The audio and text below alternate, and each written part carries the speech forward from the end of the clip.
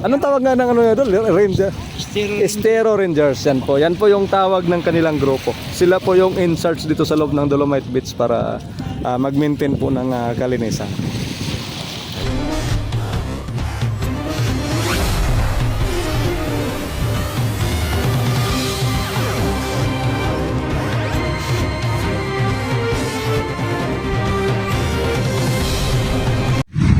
Ayan, so ito po mga idol dito tayo ngayon sa Dolomite Beach. Atin pong update yan po. Ang linis pa, malinis pa rin po. Wala nga lang gaanong tao ngayon dahil nasa alas 12 po ng tanghali, kaya napaka-hapdi yung init ng araw na nandito. So, wala kang masisilungan. So yan po yung dito tayo sa pinaka-gilid po dito sa Dolomite Beach. Yan mga ito. Yan palang nasa unahan natin. Yan pala yung mga yung mga ranger. Ayan, mga in charge dito. Sila yung taga-spot ng mga basura na kanilang makikita at ilalagay agad sa sako. Ayan, kaya may dala-dala sila. Bawat isa mayroong dalang sako. Ayan. So mini-maintain po talaga yung kalinisan po dito. Ayan, so doon po sa mga mga kababayan natin na gustong magpapa-imbestiga dito. Pumunta po kayo dito mga ito para makikita nyo rin kung gaano kaganda po dito kumpara nung dati.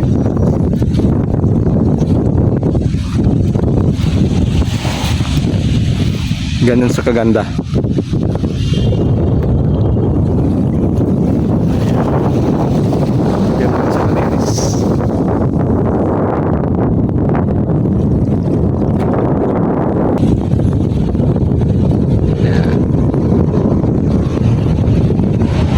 Lalapit tayo sa kanila.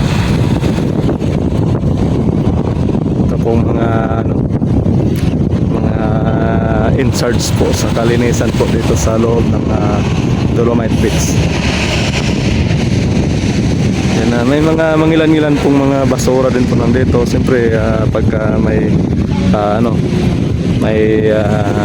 bagyo, yan, mga basura sa kalapit na na barangay dyan din.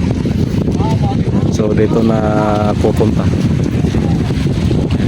Pero saglitan lang din po dahil meron pong mga tao na nagme-maintain po ng kalinisan dito. At meron din po tayong mga kababayan na hindi man taga rito pero sila kumbaga magbabarkada. Ayan, pagka pumupunta dito sila din ay naglulunsad din ng paglilinis po dito sa Dolomite Beach.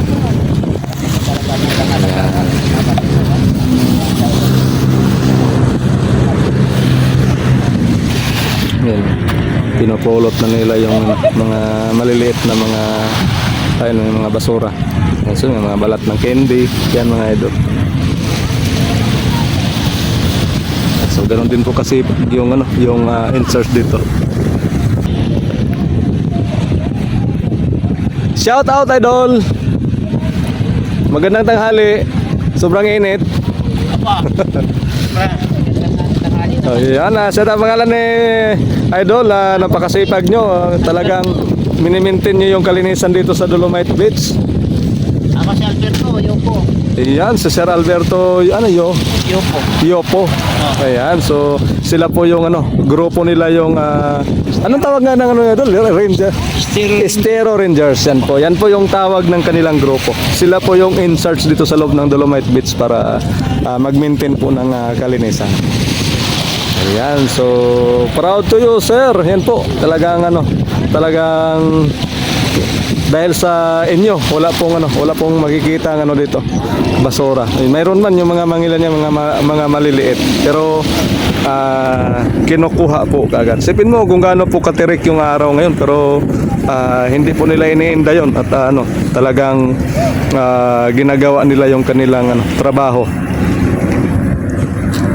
Ayan. So actually mas maganda po yung sa ganitong oras nila pinagkukuha yung mga basura. Siguro malamang sa opinion ko lang kasi po pag mainit kasi ayan, sobrang init, wala pong tao halos na pumapasok dito maliban dun sa mga pariner natin pong nakikita dun sa may unahan na naghuhubad pa. Talagang gusto nilang maging kulay kayo manggi. Ayan. Yung mga idol. Ayan, so nandyan po yung pariner. Kahubad dyan idol ha. Talagang tirik na tirik yung araw. Init na init pero talagang ayan o. Hindi niya iniinda yung init. Talagang ini-enjoy niya yung init ng araw. Isipin mo kung gaano kainit niyan dito pero baliwala lang sa kanya. Yan po yung ating panauhin natin dito sa bansa natin. Isa siyang pariner. Tapos may isa pa yan nagkahubad din. Magkasama po yata sila itong nakadapa diyan sa sa may buhanginan. Ayan, may pumapasok na rin na na maaring mag-ama po ito. Na may kasamang mga bata. So ini-enjoy din po yung kagandahan ng lugar. Hindi lang po mga matatanda ang may kagustuhan na makikita ang lugar na ito. Hindi pati yung mga bata pag nandito talagang sinisinop na naglalaro sila. Yan mga idol.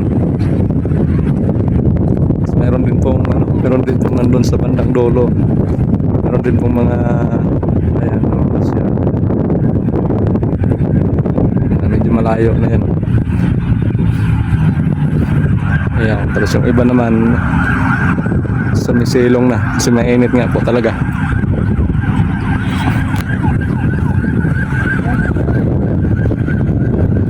Ayan, so na-enjoy ng mga bata. Ang saya nila. Ayan, so tapos yung yung atin pong sinaksihan kanina yung dragon boat competition po dito. Ayan, so nag-a-awarding na po sila. Ayan ang mga idol. Naabutan natin kanina actually dalawang naglalaban-laban.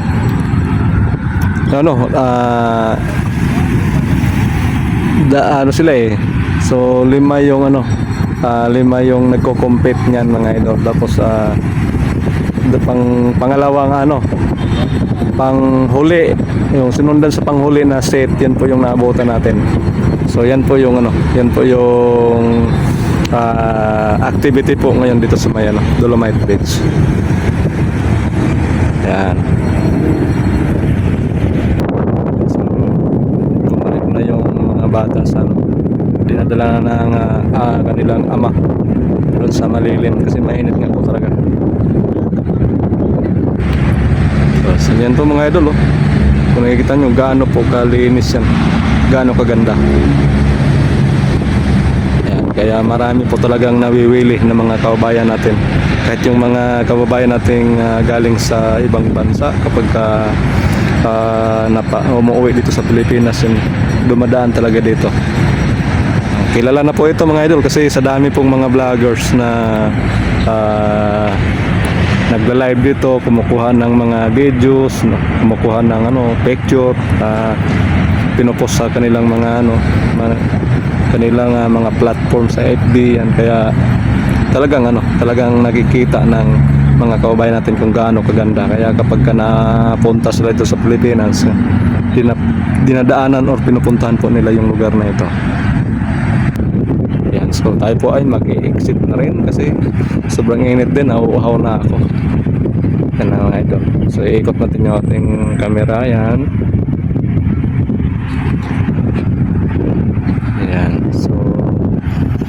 Bye-bye mga kababayan.